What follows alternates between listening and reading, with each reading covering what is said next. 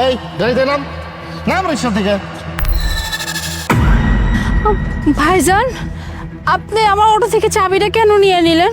কি ব্যাপার? আমার ওয়াইফের ভয়েস মনে হচ্ছে। আমি আমি অটো চালাবো কি করে? আমার অটোর চাবিটা দিয়ে দেন।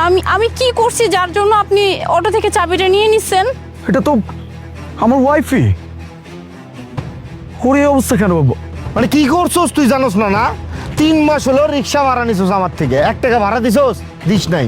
যখনই টাকা চাই যে কোনো একটা বাহানা দেয়াস, তোর আমি আর রিক্সা দিতাম না। তুই যা এনতে, চলে যা, তোর মাইয়ার নিয়ে এনতে ভাগ। ভাইজান, এভাবে কেন বলতেছেন বলেন? আপনি তো জানেনই যে আমি একজন বিধবা, আর এই অটো ছাড়া আমার আর ইনকাম করার কিচ্ছু নাই।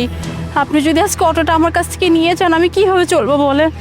আর বিধবা মানুষ তো অটোতে তেমন যাত্রী উঠতে চায় না, তাই অতটি ইনকাম হয় না। কিন্তু আমি আপনাকে কথা দিতেছি, আমি 3 মাস অপেক্ষা করেছি, তো আমি আপনার সব টাকা, সব পাওনা টাকা আমি পরিশোধ করে দিব।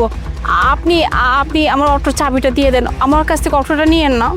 এই দেখ, তুই বিধবা মানুষ দেখাই তোরা আমি এই 3 মাস অটো দিয়ে রাখছি যে বিধবা মানুষ কিছু করে খাইতে পারবি, কিন্তু না, তোরা যদি ভালো করে থাকতাম তাহলে তুইও আমার ভালো করতি। তোরা যে আমি রিক্সাটা দিছি, আল্লাহর রহমতে যে 1 টাকা দিবি আমারে, দেওয়ার কোনো নাম নাই। টাকা নিয়ে কি করস আল্লাহ মাহমুদ জানে। আবার তার ভিতরে কি করস, মাইয়ার আবার স্কুলে পড়াস, বাহ, ওই আনে তো টাকা ঠিকই পাস। আর আমার অটো বাড়ার সময় মানে খবর নাই তোরে আমি আমার অটো দিতাম না। তুই যা আনতে যা। ভাইজান, ভাইজান, আপনার কাছে আমি হাত জোর করতেছি, আপনি আপনি এইভাবে বললেন না। আপনি আপনি আমাকে 1 সপ্তাহ সময় দেন, আমি 1 সপ্তাহের মধ্যে আপনার যত পাওনা টাকা আছে সব পরিশোধ করে দিব। আপনি আপনি আমার কাছ থেকে অটোটা নিয়েন না। আর আর আমি অনেক কষ্ট করে আমার মেয়েটার লেখাপড়া করাইতেছি, কারণ আমার অনেক বড় স্বপ্ন যে আমার মেয়েটা যেন জীবনে কোনো কষ্ট না করে, আমার মেয়েটা যেন মানুষের মতো মানুষ হয়। তাই তো আমি অটো চালাই, আমি ওকে পড়াশোনা করাইতেছি। আপনার কাছে হাত জোর করে বলতেছি ভাইজান, 1 সপ্তাহ সময় দেন, আমি আপনার সব টাকা দিয়ে দিব। কি কইলি? 1 সপ্তাহ? তোরা আমি আরো 1 সপ্তাহে অটো দিয়ে রাখবো?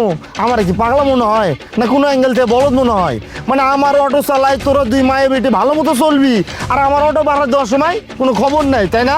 আমি তোর বিধবা দেখা মানে একটু দয়া দেখাইছিলাম, কিন্তু আমার ভেতরে না আর দয়া কোনো বাইসা নাই।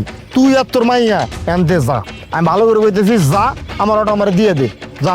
এই নাম নাম কইতেছি, এই এখন অটো বসে আসোস, নাম, তোর মায়ের লাগে যা এনতে যা, নিয়ে যা। আইসে যত সব। ভাইজান, সর। ভাইজান, ভাইজান, ভাইজান, অটোটা নিয়ে যান না ভাইজান। এই যে বলছিলাম, ওই লোকটা আপনার সাথে এমন আচরণ কেন করলো?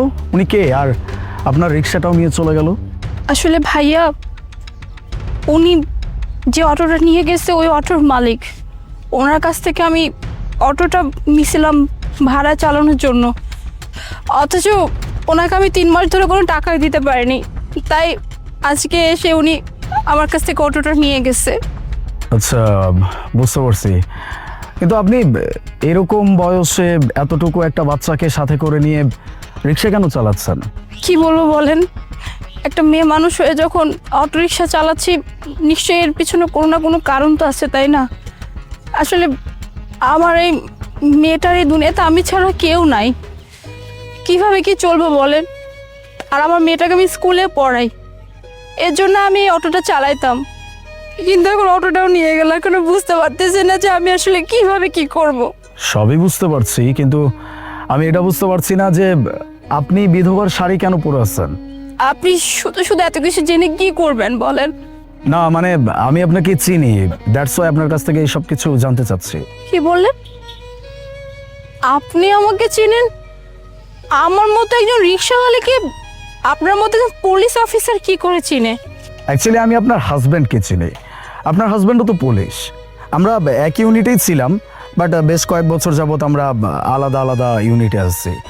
আমি যতটুকু জানি আপনার হাজব্যান্ড আছে, দ্যাটস ওয়াই আমি আপনাকে জিজ্ঞেস করলাম যে আপনি বিধবার শাড়ি কেন পরে আছেন। ভাইয়া, কোনো মেয়ে কি সাধে বিধবার শাড়ি পরে বলে?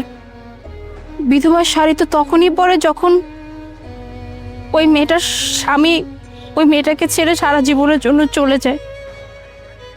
আমার হাজবেন্ড কয়েক বছর আগে আমার হাজবেন্ড একটা মিশনে যায়, আর ওরা যে মিশনে গিয়েছিল ওই মিশনে আমার হাজবেন্ড শহীদ হয়। কি বলছেন কি আপনি এসব?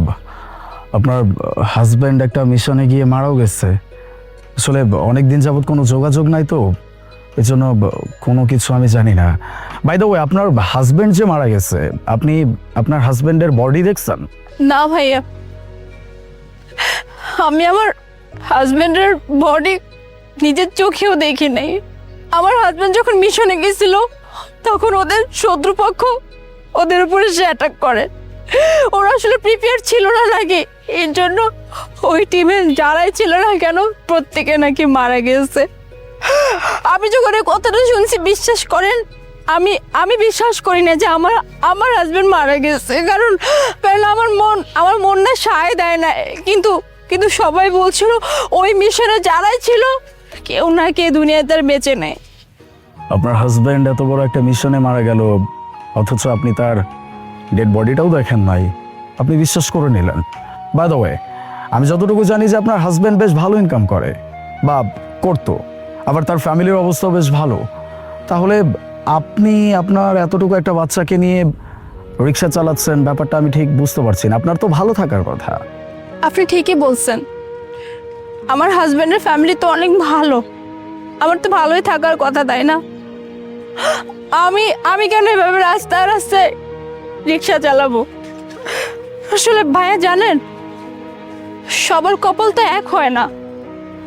আপনি হয়তো শুধু এতটুকুই দেখছেন যে আমার শ্বশুর বাড়ি মানুষজন অনেক অনেক বড় লোক, কিন্তু আমার সাথে তাদের ব্যবহারটা তো আর আপনি দেখেন নাই। আসলে আমার শ্বশুর বাড়ির মানুষরা আমাকে শুরু থেকে না কেন জানি পছন্দ করতো না। আমার হাজবেন্ড আমাকে ভালোবেসে বিয়ে করছে, তো তাই তাদের পছন্দ মতো আমি আসলে হই নাই। আমার হাজবেন্ড যখন মিশনে চলে যায়, ওই সময় আমি প্রেগনেন্ট ছিলাম। আমার হাজবেন্ড নিজেও জানে না যে আমি প্রেগনেন্ট ছিলাম। আর আমার হাজবেন্ড যখন মারা যায়, তখনই আমার উপর অশান্তি নেমে আসে। আমার ভাসুর, যাকে আমি বড় ভাইয়ের মতো দেখতাম, সম্মান করতাম, আপনি জানেন আমার হাজবেন্ডের কথা যখন আমি শুনছি, আমি তাকে কতবার বলছি, ভাই আমাকে প্লিজ একটু ওই জায়গাতে নিয়ে চলুন, আমি নিজের চোখে আমার হাজবেন্ডের বডিটা দেখতে চাই। কিন্তু সে আমাকে নিয়ে যায় না, আমাকে বরং দমায় রাখা হয়েছে। আমাকে বলছে যে খবরদার, বেশি কথা বললে কিন্তু খুব খবর আছে, আমরা যে নিউজ দিচ্ছি এটাই সত্যি। আমার ভাই নাই মানে নাই, কিন্তু আমি তাদেরকে বিশ্বাস করাইতে পারি নাই। আর এরপর যখন শুনলো যে আমার গর্ভে কন্যা সন্তান, তখন আমার উপর আরো অত্যাচার বেড়ে গেল। তারা মূলত আমাকে সহ্যই করতে পারতেছিল না। তারা জানেন আমার উপর কতটা অত্যাচার করতো। আমি প্রেগনেন্ট, তখন আমাকে খাবার দিত না, আমাকে থাকার মতো ভালো জায়গা দিত না। তারপর একদিন তো আমার ভাসুর আর আমার শাশুড়ি মিলে ঠিক করলো আমাকে বাড়ি থেকে বেরিয়ে করে দিবে। তখন আমার বাচ্চা হবে মাত্র 9 মাস চলে, আর তখনই আমাকে বাড়ি থেকে বের করে দিছে। আর এরপরে আমার এই মেয়েটা দুনিয়াতে আসে। মূলত তখন থেকে আমার জীবনের স্ট্রাগল শুরু। আমি এভাবে মানুষের দ্বারে গিয়েছিলাম, মানুষ যদি কিছু দিত খাইতাম, নাহলে না খাইতাম। তারপরে এই ভাইটার কাছ থেকে অনেক কষ্টে অটোটা ম্যানেজ করছিলাম, কিন্তু আমি অটো ভাড়াটা ঠিক মতো দিতে পারি নাই, তাই আজকে অটোটা নিয়ে চলে গেল। এখন আমি আমার এই মেয়েকে নিয়ে কোথায় যাব বলেন, কিভাবে থাকবো? আমি না কিচ্ছু বুঝতে পারতেছি না। যদি কখনো আপনার হাজব্যান্ড ফেরত আসে, তাহলে কি করবেন? কি যে বলেন না, আসলে আমার মন এখনো সায় দেয় না যে আমার হাজবেন্ড এই দুনিয়াতে নাই। কিন্তু সত্যি বলেন, এত বছর পার হয়ে গেছে, মৃত মানুষকে কখনো ফিরে আসে বলেন? ফেরত আসে যদি সেই মানুষটার সম্পর্কে কোনো মিথ্যা ঘটনা রটানো না হয়। তুমি তুমি তুমি জীবিত আছো? আমি জানতাম তুমি জীবিত আছো। মা, এই তো দেখ তোর বাবা, তোকে বলতাম না তোর বাবা পুলিশ অফিসার ছিল, এই তো তোর বাবা। বাবা, তুমি বেঁচে আছো?